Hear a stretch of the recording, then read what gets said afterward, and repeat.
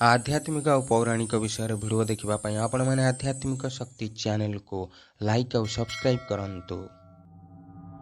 राजा चंद्रगुप्त मंत्री चाणक्य निजर शास्त्र ज्ञान बल चंद्रगुप्त को सबु विपदु रक्षा करुथिले।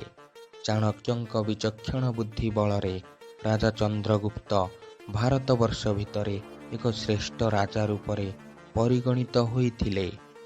कथारे अछि जो राजांकर मंत्री धार्मिक आउ ज्ञानशील होइथाए सेही राज्यर राजा को केबे हेले विपद छुई पारे नाही।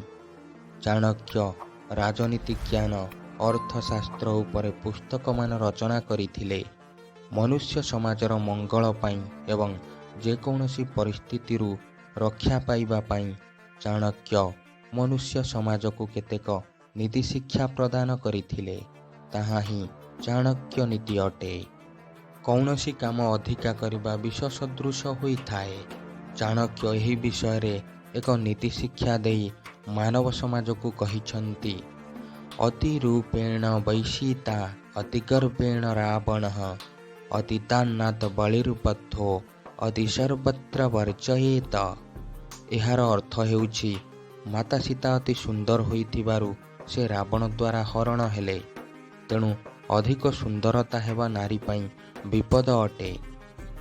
रावण अति गर्व करिबा जोगु अति पापर भागीदारी होई शेषरे रामंक हाथ में मृत्युवरण करिथिला। एणु अति गर्व मनीष पाई क्षतिकारक अटे।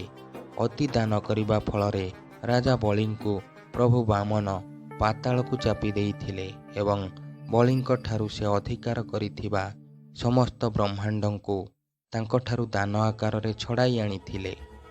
अधिक दान देवा फलरे बलि राजांको दुर्गति होइथिला। तेणु करी आवश्यकता ठारु किछि जिनिस अधिका करिबा ठीक नुहे।